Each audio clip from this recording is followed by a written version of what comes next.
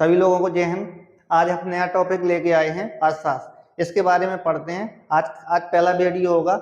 हर video में धीरे धीरे करके जितने वीडियो बनेंगे तो आपके पास हम लेके आएंगे, ठीक है। अर्थव्यवस्था शुरू से एंड तक खत्म कराने की गारंटी हमारी है। समझ गए ना बात को। तो पहले हम समझते हैं अर्थशास्त्र की परिभाषा। अर्थशास्त्र की परिभाषा है क्या? तो अर्थशास्त्र की परिभाषा आपको दिख रही होगी कि सीमित संसाधनों से अधिकतम उत्पादन को अर्थव्यवस्था कहते हैं। जो अर्थव्यवस्था शुरुआत में होती है तो जो सीमित संसाधन होंगे, लेकिन हमको उत्पादन क्या करना है? अधिक उत्पादन करना है। क्या करना है? अधिक उत्पादन करना है। वही कह रहा है कि अर्थशास्त्र की ये परिभाषा। जैसे अभी कहेंगे कि विश्व में सबसे अच्छी अर्थव्यवस्था किस देश की है, तो संयुक्त राज्य अमेरिका की, ठीक है ना। तो जी अर्थव्यवस्था की क्या थी? परिभाषा। अब यहां समझते हैं हम अर्थशास्त्र के जनक। पूछेगा तो मैं विश्व में आधुनिक अर्थशास्त्र के जनक के रूप में कौन जाने जाते हैं, तो विश्व में आधुनिक अर्थशास्त्र के जनक के रूप में आपको यहां दिख रहा होगा कि अर्थशास्त्र के जो आधुनिक अर्थशास्त्र के जनक के रूप में कौन जाने जाते हैं, तो ये एडम स्मिथ। आर्थिक अर्थशास्त्र के जनक या आधुनिक अर्थशास्त्र के जनक एडम स्मिथ कौन जाने जाते हैं? Adam Smith. एडम स्मिथ की पुस्तक का क्या नाम था? The wealth of nation. इसका प्रकाशन कब हुआ था? 1776 में। क्वेश्चन तुमसे पूछेगा एडम स्मिथ की पुस्तक का क्या नाम है, तो आप कहेंगे द वेल्थ ऑफ नेशन। यह पूछेगा द वेल्थ ऑफ नेशन पुस्तक किसकी है, तो एडम स्मिथ की। इसका प्रकाशन कब हुआ था? 1776 में प्रकाशन हुआ था। ये तो हो गए विश्व में। अब भारतीय देखते हैं कि भारतीय अर्थव्यवस्था के जनक के रूप में कौन जाने जाते हैं। तो यहां समझते हैं हम ये भारतीय अर्थव्यवस्था के जनक। भारतीय अर्थव्यवस्था के जनक के रूप में जाने जाते हैं विष्णुगुप्त, चाणक्य या कौटिल्य। अब कभी कभी पूछता है कि ये किसके समकालीन थे, तो चंद्रगुप्त मौर्य। चंद्रगुप्त मौर्य के गुरु भी थे। तो बाद में जब चंद्रगुप्त मौर्य ने घनानंद को हराया था या पराजित किया था, उसके बाद चंद्रगुप्त मौर्य राजा बने थे ये। और चाणक्य जी हैं, ये चाणक्य ये क्या बन गए थे? ये उनके प्रधानमंत्री बने थे। यह कहने का मतलब है मंत्री बने थे। क्या बने थे? मंत्री। समझ गए ना बात को। तो भारतीय अर्थशास्त्र के जनक के रूप में कौन जाने जाते हैं? या कह दो चाणक्य ऑप्शन में मिल सकता है, या विष्णुगुप्त मिल सकता है, या कौटिल्य मिल सकता है। इन्हीं के तीनों नाम है। और यह पूछेगा तुमसे ये किसके समकालीन थे, तो चंद्रगुप्त मौर्य के। चंद्रगुप्त मौर्य के समकालीन थे। कभी क्वेश्चन पूछेगा कि चंद्रगुप्त मौर्य के गुरु कौन थे, तो आपको बताना है कौन थे? चाणक्य। कौन थे? चाणक्य। उनको जिताने में सबसे ज्यादा अहम भूमिका किसकी रही है, तो चाणक्य की रही है। किसको हराया था? घनानंद को हराया था, ठीक है। फिर यहां समझते हैं इनकी पुस्तक अर्थशास्त्र जिसका संबंध किससे है? राजनीति शास्त्र। कभी पूछता है चाणक्य की पुस्तक का क्या नाम है? अर्थशास्त्र। किससे संबंधित है? तो राजनीति शास्त्र से। किससे संबंधित है? राजनीति शास्त्र से। तो विश्व में आर्थिक या आधुनिक अर्थशास्त्र के जनक के रूप में कौन जाने जाते हैं? Adam Smith. उनकी पुस्तक का नाम द वेल्थ ऑफ नेशन। और कब प्रकाशन हुआ था? 1776 में। अब भारत की बात करेंगे कि भारत में अर्थशास्त्र के जनक के रूप में कौन जाने जाते हैं, तो आप बताएंगे चाणक्य, विष्णुगुप्त या कौटिल्य। इनकी पुस्तक किससे संबंधित है? राजनीति से। किससे जुड़ी हुई है? राजनीति से। आगे देखते हैं। अब भारत में आर्थिक नीति के जनक के रूप में कौन जाने जाते हैं, तो एम.एन. विश्वेश्वरैया। यहां दिख रहा होगा आपको। भारत में आर्थिक नीति के जनक, आधुनिक नहीं है, आर्थिक नीति के जनक के रूप में सर एम विश्वेश्वरैया, ठीक है। अब इनने जी आर्थिक नीति लेके कब आए थे, तो 1934 में। याद रखना कब लेके आए थे? 1934 में। अब बात करते हैं नई आर्थिक नीति की। नई आर्थिक नीति, तो नई आर्थिक नीति किसके समय आई थी? यहाँ प्रधानमंत्री कौन थे? पीवी नरसिम्हा राव। पीवी नरसिम्हा राव प्रधानमंत्री थे। और डॉक्टर मनमोहन सिंह थे, जो डॉक्टर जी मनमोहन सिंह ये वित्त मंत्री थे। कब? 1991। इसी को बोलते हैं LPG। यह बोलते हैं, यहां लिखे दे रहे हैं हम आपको समझाने के लिए, उदारीकरण, और यहां लिखेंगे निजीकरण और वैश्वीकरण। ये तीनों नीतियां लेके कौन आए थे? मनमोहन सिंह। किसके समय? पीवी नरसिम्हा राव के समय। कब? 1991 में। इसी को बोलते हैं LPG, ठीक है। समझ गए? उदारीकरण, निजीकरण, वैश्वीकरण। तो आर्थिक आधुनिक नीति के जनक कौन? डॉक्टर मनमोहन सिंह। आर्थिक नीति के जनक भारत में कौन? एम.एस. विश्वेश्वरैया। कब? 1934। ध्यान रखना, क्वेश्चन भूल नहीं जाना है। आगे देखते हैं हम। अब अर्थशास्त्र के क्षेत्र कितने हैं? अर्थशास्त्र को कितने भागों में बांटा है? कितने क्षेत्र हैं? 3। पहला क्षेत्र आपको दिख रहा होगा स्वरूप, यहाँ दिख रहा होगा शर्त और स्वामित्व।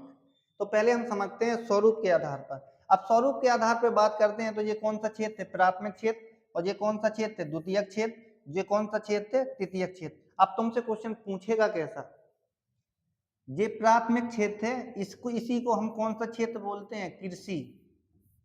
और इसी को हम बोलते हैं उद्योग। क्या बोलते हैं? उद्योग। और इसको बोलते हैं सेवा क्षेत्र। कौन सा क्षेत्र है ये? सेवा।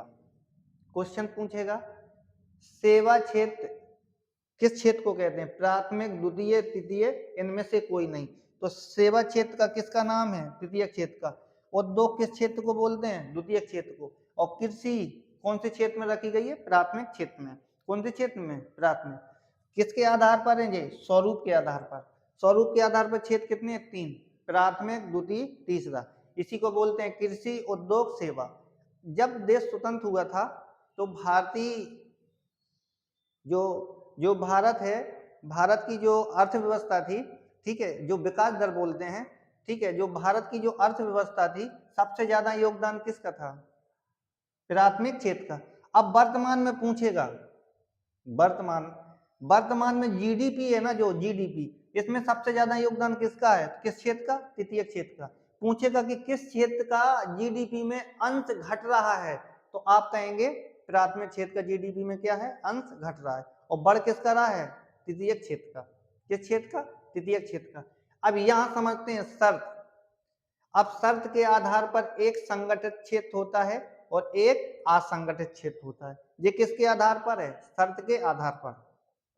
यहां समझते हैं स्वामित्व के आधार पर। स्वामित्व के आधार पर कितने क्षेत्र होते हैं? 4। सार्वजनिक, निजी क्षेत्र, संयुक्त क्षेत्र, सहकारी क्षेत्र। सार्वजनिक, निजी, संयुक्त, सहकारी क्षेत्र। और शर्त के आधार पर एक संगठित और असंगठित। और स्वरूप के आधार पर प्राथमिक क्षेत्र, द्वितीयक क्षेत्र और तृतीयक क्षेत्र। जैसे अब बात कर लेते हैं हम कृषि की। तो स्वरूप के आधार पर कृषि किस क्षेत्र का विषय है? तो आप कहेंगे स्वरूप के आधार पर कृषि के क्षेत्र का विषय है? प्राथमिक क्षेत्र का। अब ये संगठित क्षेत्र है कि असंगठित क्षेत्र है? तो जो प्राथमिक क्षेत्र है ना, ये संगठित क्षेत्र की असंगठित, जिसमें काम करने का समय और वेतन सारे फिक्स होते हैं, वो कौन से क्षेत्र में रखते हैं हम? संगठित क्षेत्र में। जिसमें न समय तय हो, न वेतन तय हो और न काम फिक्स हो, तो ये कौन से क्षेत्र में रखते हैं हम? असंगठित क्षेत्र में। तो कृषि में समय फिक्स है? कृषि में लोगों की मजदूरी फिक्स है? नहीं है ना। तो कृषि को संगठित क्षेत्र में रखेंगे कि असंगठित क्षेत्र में? तो आप कहेंगे कृषि को किस में रखेंगे हम? असंगठित क्षेत्र में। तो यहां तक समझ गए। अब हम बात करते हैं ये स्वामित्व, सार्वजनिक, निजी क्षेत्र, संयुक्त क्षेत्र, सहकारी क्षेत्र। अब ये सार्वजनिक का मतलब होता है जो सारी बागडोर किसके पास होती है? सरकार के पास होती है। वो कौन सा क्षेत्र होता है? सार्वजनिक क्षेत्र। जैसे रेलवे है, रेलवे किसके हाथ में है? सरकार की। वो कैसा क्षेत्र है? सार्वजनिक। हालांकि अभी प्राइवेट कर रहा है, वो अलग बात है। जैसे जो बीमा कंपनी है, तो पहले बीमा कंपनी या बैंकिंग क्षेत्र था, जैसे आरबीआई है, वो सरकार के अंडर में है, तो वो कैसा क्षेत्र है? सार्वजनिक क्षेत्र है। और निजी क्षेत्र आपको पता हो, जो खुद का काम करता है जो व्यक्ति, अलग सरकार से कोई लेन देन नहीं होता है, न सरकार का उसमें से अस्तित्व होता है, वो कौन सा क्षेत्र होता है? निजी क्षेत्र होता है। और संयुक्त क्षेत्र ये होता है निजी और सरकार का 50-50% या 10 या जितने प्रकार के शेयर हों, जो उन हिसाब से रखे, वो कौन सा क्षेत्र होता है? संयुक्त क्षेत्र। निजी और सरकारी दोनों का अस्तित्व होता है, वो कौन सा क्षेत्र होता है? संयुक्त क्षेत्र। और सहकारी क्षेत्र होता है, तो सहकारी क्षेत्र है तो सरकार धन देती है छोटी छोटी संस्थाओं को, जिसे बोलते हैं कोऑपरेटर बैंक। वहां क्षेत्र में जो व्यक्ति होते हैं उनको काम दिया जाता है, तो सरकार उनके द्वारा उनको जो धन देती है कोऑपरेटर बैंक को देती है, कोऑपरेटिव बैंक उनसे काम करवाती है। तो ये कौन सा क्षेत्र है? सहकारी क्षेत्र। अब बात करते हैं हम उद्योग की। अब ये उद्योग है तो स्वरूप के आधार पर द्वितीय क्षेत्र है। अब उद्योग में अब लघु उद्योग है, अब कोई अमरूद बेच रहा है, वो संगठित क्षेत्र में रख देंगे क्या? कोई आम बेच रहा है तो संगठित क्षेत्र है क्या? नहीं है ना। तो कौन सा क्षेत्र हो गया? असंगठित क्षेत्र। अब कोई बहुत बड़ी, जैसे कि रिलायंस कंपनी है, उद्योग है ना, रिलायंस कंपनी मुकेश अंबानी की है, कौन सी क्षेत्र में रखेंगे? उद्योग क्षेत्र में।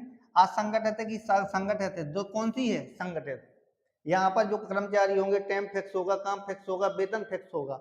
और यहाँ देखेंगे सार्वजनिक है, निजी है, संयुक्त है, सहकारी, तो उनकी वो खुद की कंपनी है, तो कैसा क्षेत्र है? निजी क्षेत्र। चलो अब आगे समझते हैं, हम आगे देखते हैं। जैसे आर्थिक क्रियाओं के आधार पर हमने बताया था कितने प्रकार? 3 प्रकार। पहले होता है कौन सा क्षेत्र? प्राथमिक क्षेत्र। अब प्राथमिक क्षेत्र में हम परिभाषा समझते हैं, जब आय का स्रोत सीधे प्राकृतिक क्षेत्र से जुड़ा हो तो उसे हम प्राथमिक क्षेत्र कहते हैं। सीधे बात है, जो नेचुरल चीजें होती हैं, प्राकृतिक चीजें होती हैं, जैसे डायरेक्ट जो आय का स्रोत है वो प्राकृतिक संसाधनों से हमको जुड़ा होता है, वो हम काय में रखते हैं? प्राथमिक क्षेत्र में। वो भी हम स्वरूप के आधार पर बता रहे हैं। अब जैसे उदाहरण के तौर पे कृषि के क्षेत्र का विषय है, क्वेश्चन पूछेगा तो प्राथमिक क्षेत्र का। पशुपालन किसका है? प्राथमिक क्षेत्र का। खनन किस क्षेत्र का है? प्राथमिक क्षेत्र का।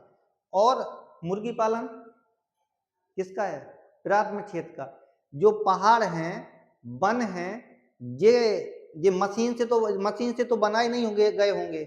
नदियां हैं, जो नदी से बालू निकलती है, तो ये है प्राकृतिक क्षेत्र का, नेचुरल चीज है, लेकिन इसको ट्रीटमेंट करके दूसरे क्षेत्र में हम रख देते हैं। डेंटिंग पेंटिंग की हमने, तो दूसरे क्षेत्र में क्या करते हैं? रख देते हैं। जैसे पहाड़ तोड़ेंगे, पहाड़ तोड़ के हम गिट्टी बना देते हैं, अब वो उद्योग में जाएगी और जहाँ यूज हो जाती है वो वहां पर जो मकान बना के बेच देते हैं, तो वो सेवा क्षेत्र बोलने लग जाते हैं। कौन सा? सेवा।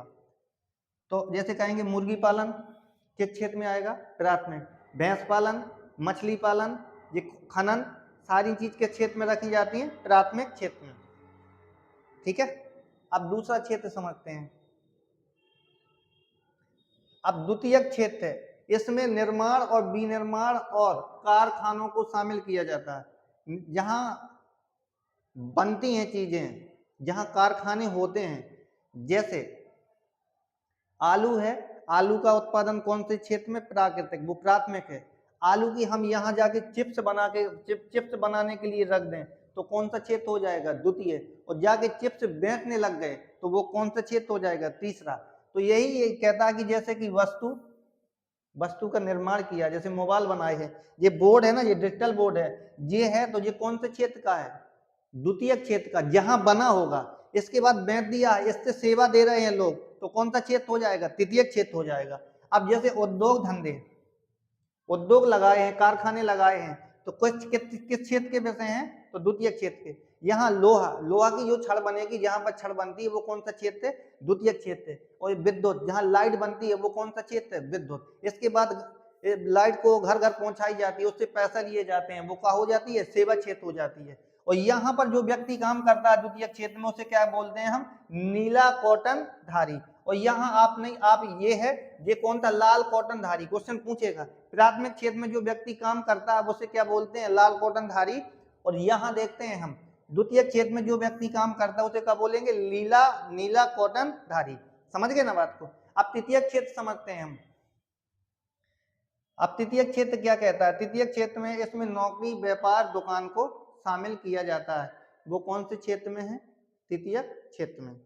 जैसे समझते हैं, ये परिवहन है, जो सरकारी गाड़ी चलती है, सरकारी रोडवेज चलती है, जैसे ट्रेन है, तो ट्रेन का खाली काम है सेवा देना, सेवा के बदली क्या लेना? पैसा लेना। तो किस क्षेत्र का विषय है? तृतीय क्षेत्र का। अब परिवहन है, तो परिवहन कैसा क्षेत्र का? तृतीय क्षेत्र का है। अब तुमसे पूछेगा सार्वजनिक है, निजी है, और निजी है, संयुक्त है, सार्वजनिक है कि स्वामित्व है। तो आप ये बोल सकते हैं कि भाई साहब, ये तो सरकार के जो रोडवेज चलती हैं, सरकारी गाड़ी चलती हैं, तो ये तो सार्वजनिक है, उसमें लिखा रहता है सार्वजनिक सुखाय, सार्वजनिक हिताय, तो ये सार्वजनिक है। लेकिन संगठित क्षेत्र की असंगठित क्षेत्र है, तो ये क्या है? असंगठित क्षेत्र तो नहीं है, ये संगठित क्षेत्र है। इसके बाद हॉस्पिटल में डॉक्टर क्या देगा? सेवा देगा। कौन से क्षेत्र का विषय है? तृतीयक क्षेत्र का। अब यहाँ कोचिंग का जो टीचर होता है वो पढ़ाता है, उसके बदले आपसे फीस लेता है, गुरु दक्षिणा लेता है कि नहीं लेता है? तो वो कौन सा क्षेत्र है? तृतीयक क्षेत्र। अब जो नौकरी है ये भी किस क्षेत्र में रखेंगे? तृतीयक क्षेत्र में। अब जैसे तुम कहोगे चोर किसका है? तो चोर चोरी कर रहा है, वो भी किस क्षेत्र में आ जाएगा? द्वितीयक, तृतीयक, तीसरे में। तो तुम कहोगे तीसरे में आएगा। अब जिस संगठित है कि असंगठित, अब जरूरी तो है नहीं कि चोर रोज चोरी करता होगा, डेली चोरी तो करेगा नहीं, तो असंगठित हो गया है, इसका काम फिक्स नहीं है, क्या हो जाएगा? असंगठित हो जाएगा। कब? अब ये तो रात ही में चोरी करेगा, अब पता नहीं कि 1 महीना में करता है कि 2 महीना में चाहे चोरी करता है, ये भी बात नहीं है, क्लियर तो पता है नहीं है कि दिन में करेगा कि रात में करेगा, जब मौका मिलेगा तो जब चोरी करेगा वो, ठीक है। तो जो सेवा देता है, जैसे ब्यूटी पार्लर में आपको क्या देगा? सेवा होगा, कोई हो दिखता वो वैसे तो देखेगा भूत भुतनिया का ही, बिल्कुल परी बना के भेज देता है, तो वो कौन सा क्षेत्र है? तृतीयक क्षेत्र। तो आप समझ गए होंगे प्राथमिक, दूसरा, तीसरा, ठीक है। और इसमें जो इसमें वर्कर होते हैं उसके क्या बोलते हैं? सफेद कॉलर धारी या सफेद पोशाक धारी, कुछ भी कह सकते हो आप। अब कार के आधार पर समझते हैं, किसके आधार पर? कार के आधार पर। अब कार के आधार पर एक क्षेत्र होता है संगठित क्षेत्र और एक क्षेत्र होता है असंगठित क्षेत्र। तो संगठित क्षेत्र में समझते हैं जिसमें नौकरी की शर्त, समय और वेतन तीनों निश्चय हो। क्या बोल रहा है? पहले नंबर पे हम देखेंगे, पहले नंबर पे कह रहा है शर्त और दूसरे नंबर पे समय और तीसरे नंबर पे कह रहा है वेतन। अब शर्त रखेगा कम से कम 12 महीने काम करा रहा है या 24 महीने काम करा रहा है या 5 साल काम करा रहा है, तो ये क्या हो जाती है? एक शर्त हो गई है। अब शर्त के साथ में 8 घंटा की ड्यूटी करवा रहा है या 12 घंटा की ड्यूटी, ये तो फिक्स है ना, नाइट ड्यूटी करो या डे ड्यूटी करो। और वेतन भी एक रखेगा कंपनी के हिसाब से, 15,000, 20,000, 5,000, 20 लाख, 5 लाख, जितने लाख जो हिसाब से आदमी के पास योग्यता होगी वही हिसाब से कंपनी क्या देगी? वेतन देगी। तो ये कैसा क्षेत्र है? संगठित, जिसमें शर्त, समय, वेतन तीनों फिक्स होते हैं, वो कौन से क्षेत्र में आता है? संगठित क्षेत्र में। अब असंगठित क्षेत्र को भी देखते हैं हम, इसमें नौकरी का समय, वेतन तथा छुट्टी तीनों ही अनिश्चित रहता है। जैसे अब नौकरी, आप यहाँ नौकरी करोगे, अब जैसे कृषि कर रहे हो तो समय निश्चय है क्या? तुम कहोगे नहीं। और फिर इसके बाद वेतन निश्चय है क्या? तुम कहोगे नहीं। और इसमें और तीसरा कह रहा है कि छुट्टी निश्चय है का? जब इच्छा है जब काटो, नहीं मन है तो मत काटने जाओ, लेकिन कंपनी में काम करते हो तो तुम्हें काम पे जाना ही पड़ेगा। तो ये असंगठित क्षेत्र है और ये संगठित क्षेत्र है। फिर इसके आगे देखते हैं हम स्वामित्व के आधार पर। तो स्वामित्व के आधार पर आप समझते हैं, तो स्वामित्व के आधार पर कितने प्रकार के? 4। ये होता है निजी क्षेत्र, इसमें सभी क्षेत्रों पर निजी व्यक्ति का अधिकार होता है। कोई भी व्यक्ति हो खुद का काम करता है तो उसमें सरकार भी हस्तक्षेप नहीं करेगी, बशर्ते संविधान में रह के संविधान के दायरे में कोई ऐसा अवैध काम नहीं करे तो सरकार हस्तक्षेप नहीं करेगी। कोई भी व्यक्ति है, अब हम यहाँ लेते हैं जैसे कि निजी क्षेत्र, कोई नाई है बालों की क्या कर रहा है? कटिंग कर रहा है, बालों की कटिंग कर रहा है। अब बालों के साथ साथ में किसी की गर्दन भी काटने लग जाए तो सरकार उसे उठवा के अच्छे से धुनाई करवाएगी। तो बालों की कटिंग करता है तो बालों की ही कटिंग करेगा, ना कि गर्दनों की कटिंग इंसानों की करने लग जाएगा। तो वो कौन सा क्षेत्र है? निजी क्षेत्र। वो उसका खुद का व्यापार है, खुद का धंधा है, सरकार को तो पैसा जाके देता नहीं, अपने घर पे रखता है। तो जो स्वयं का मालिक होता है वो कौन सा क्षेत्र होता है? निजी क्षेत्र होता है। अब इसके बाद देखते हैं सार्वजनिक क्षेत्र। इसमें कह रहा है इसमें सभी क्षेत्रों का अधिकार सरकार का होता है। जैसे सार्वजनिक क्षेत्र में सबसे बड़ा है रेलवे, इसमें पूरा अधिकार किसका होता है? सरकार का। वो किस क्षेत्र में आता है? सार्वजनिक क्षेत्र में। किस क्षेत्र में? सार्वजनिक क्षेत्र में। समझ गए ना बात को? इसके बाद हम समझते हैं संयुक्त क्षेत्र। कौन सा क्षेत्र है ये? संयुक्त क्षेत्र। इसमें निजी एवं सार्वजनिक क्षेत्र की भागीदारी होती है। कहने का मतलब जैसे कि हम दिल्ली की मेट्रो से लेते हैं, जो दिल्ली की मेट्रो है तो भारत और प्लस जापान, दोनों देशों की क्या है, भागीदारी। तो वो कौन सा हो गया, वो कौन सा क्षेत्र है, संयुक्त क्षेत्र। कौन सा क्षेत्र, संयुक्त। मतलब दो व्यक्तियों द्वारा किसी भी धंधा को शुरुआत की है या कोई भी कंपनी डाली है तो वो कौन सा क्षेत्र होता है, संयुक्त क्षेत्र कहलाता है। कौन सा क्षेत्र, संयुक्त क्षेत्र। अब सहकारी क्षेत्र देखते हैं। सहकारी, जब किसी कंपनी को दिशा निर्देश सरकार देती है, जैसे हमने कहा था कोऑपरेटिव बैंकें हैं, उस दिशा निर्देश कौन देगी, सरकार। और यहाँ कोऑपरेटिव बैंक है, इसके सरकार इसे दिशा निर्देश करेगी, यहाँ का ऐसे काम को सौंपती है, फिर ये अच्छे ढंग से क्या करा ले जाती है, काम करा ले जाती है। वो क्या होती है, सहकारी क्षेत्र। कौन सा क्षेत्र कहलाते हैं, सहकारी क्षेत्र। तो आप समझ गए होंगे। उदाहरण के तौर पे हम समझते हैं, जैसे आपको उदाहरण दे रहे हैं, जैसे हमने कहा है कि ये अंडा उत्पादन है, उत्पादन। पहला उदाहरण समझते हैं, उदाहरण समझते हैं पहला, ठीक है। पहले ये है, ये अंडा उत्पादन है। अब अंडा उत्पादन तुमसे पूछेगा ये प्राथमिक क्षेत्र है कि द्वितीयक क्षेत्र है कि तृतीयक क्षेत्र है। अब ये मुर्गी अंडा देगी तो किस क्षेत्र में आ जाएंगे, प्राथमिक क्षेत्र में। कंपनी फैक्ट्री में तो अंडे बनते नहीं है, ठीक है, तो प्राथमिक क्षेत्र है। अब अगर कारखाना तुम्हारा बड़ा होगा तो ये कौन से क्षेत्र में आएगा, प्राथमिक। अब जैसे हम आपको कह दें मुर्गी पालन, मुर्गी पालन, या कह दें मछली पालन, मछली पालन, ठीक है।